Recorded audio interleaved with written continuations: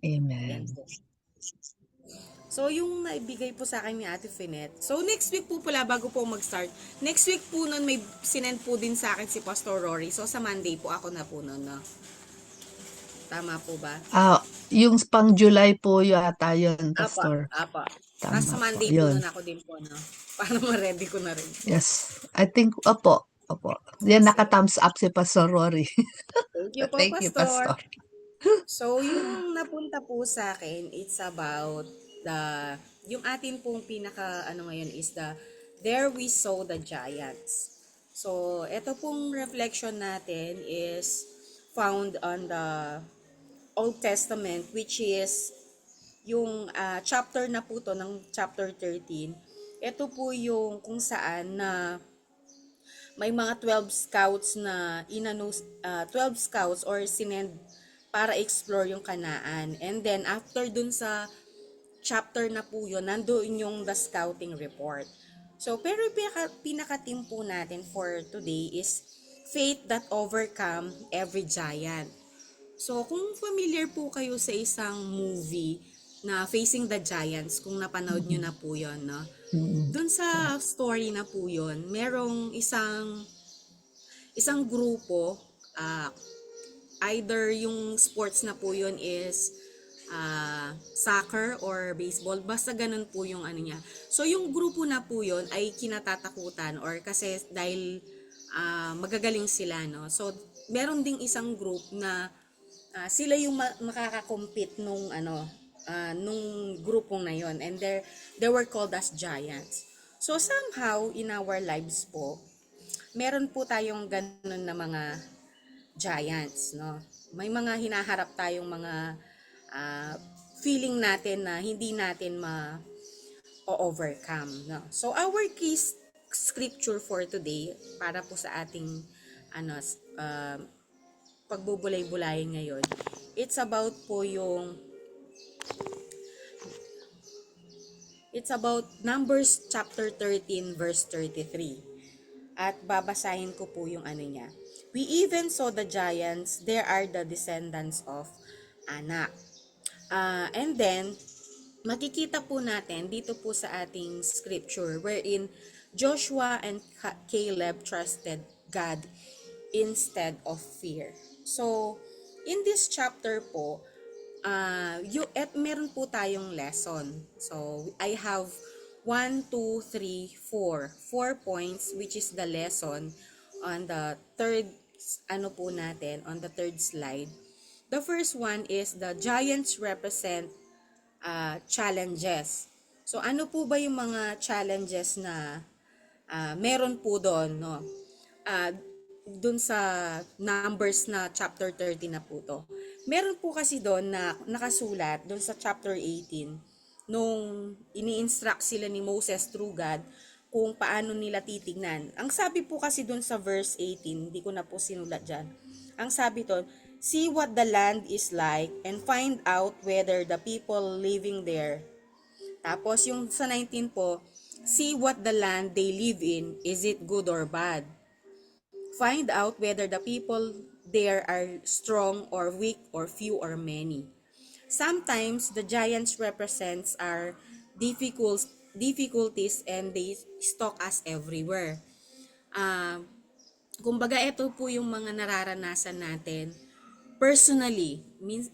Doon pa lang po sa personal na buhay natin, we have this we called na giants. Ano ba yung mga giants na yon? And doon po sa pag-ano ko, sometimes the fear, yung fear po natin,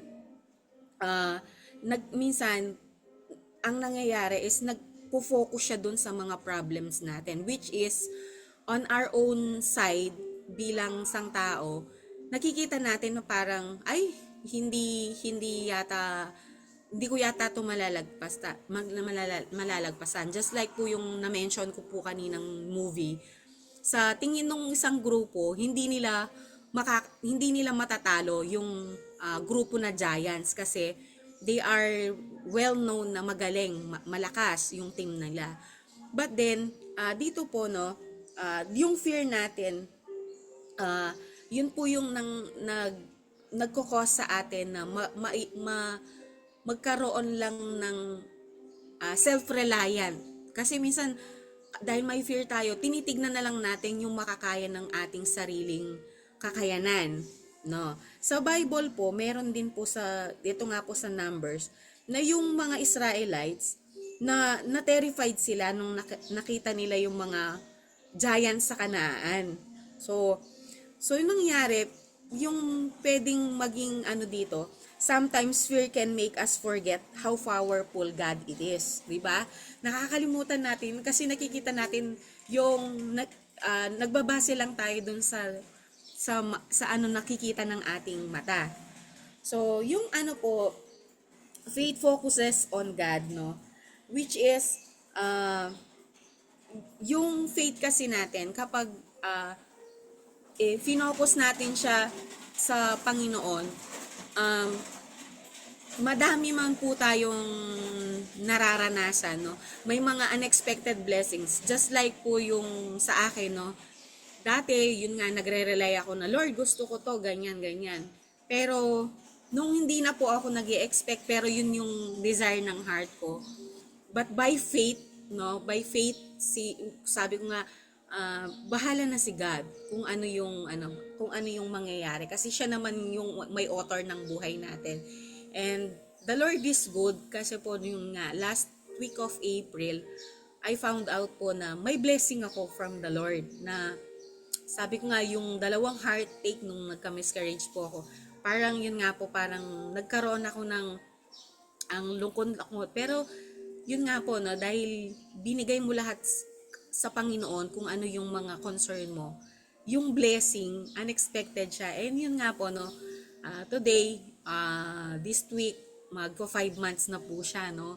Ang galing-galing na po ng Panginoon. Kasi, nagfo-focus tayo, Amen. kailangan natin mag-focus kung anong merong pananampalataya ang meron tayo. Huwag lang tayo mag-focus dun sa problemang nakahambala or nasa paningin natin or nasa harap natin. So, move forward in faith.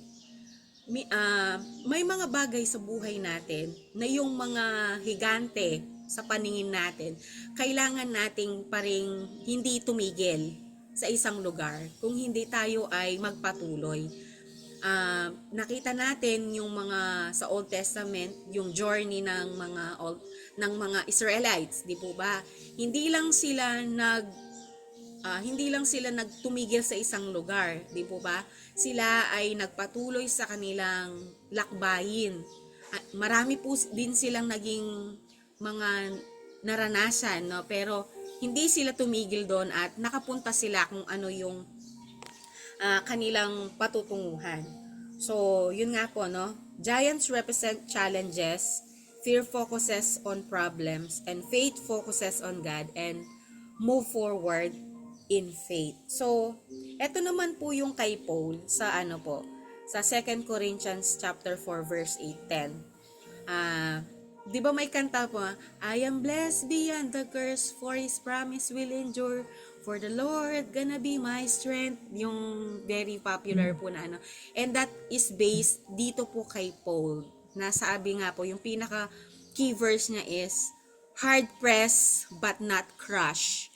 God's strength sustains us. So, whether we are crushed because of the problems that we are encountering every day, the Lord is good and hindi niya po tayo papabayaan, no? And we must remember that every trials that we have, it builds our faith. And God sometimes allow us to face the giant so we can grow in courage and dependence on God and have the spiritual maturity. 'Di ba po? Yun po yung naaano sa atin na namomold bilang anak ng Panginoon. Though we are in the middle of any circumstances in life, as long as we know kung sino yung humahawak sa atin, andun pa rin po yung pagpapatuloy natin. What is our life application? These are the giants that we have. Hindi lang po sa mga, yung sinabi ko kanina personal. Sometimes, our giants is our family. No, minsan meron pa rin po sa part ng ating pamilya na hindi pa rin natin sila nakakasama sa faith na kung meron tayo, no? Hindi naman po natin sila kino-convert, but there are family members or relatives na meron ganun po, no? And then finances, yung kung meron man po tayong mga kailangang mga problema sa pera, yun nga po. Sickness, for those who are sick, lalo na po sa physical health, and isa po ito, fear, nasabi ko na po kanina, and then ministry. Marami siyang sangkap. Sabi nga kanina nung kay Pastor Dave kanina po sa opening worship namin dito sa Empowering, minsan because of maraming yung pastors or leaders, dahil maraming mga ginagawa, we tend to have what we call the burnout, yun po, yung parang napapagod ka na, so may tendency that we are burning out, no, na parang gusto nating nawawala yung apoy. So eto po yung pinaka nyo. Every giant is an opportunity to see God's power. Let us remember that every circumstances, every challenges, and every trials that we are facing today or even in our journey of faith, remember na makikita pa rin po natin yung kalwalatian ng Diyos. Makikita natin kung paano yung kalaki yung Diyos kaysa sa problema mo. Ganun po siya. And our reflection, life is full of giants, but God is greater than every obstacle. Like Joshua, we are called to trust God instead of fear. Like Paul, we endure because Christ strengthens us. May every challenge deepen our faith and reveal God's power in our lives. And our prayer po, sabi po dito, thank you, Heavenly Father, thank you that no giant is greater than you. Give me faith, courage, and strength to trust you in every trial. In Jesus' name, amen. And for Amen. our closing memory verse po, sabi po dito sa Numbers 49, do not be afraid, alam na po na, the Lord is with us. Focus on God's promises, not on your giants or not your giants. In Jesus' name, amen po. Amen.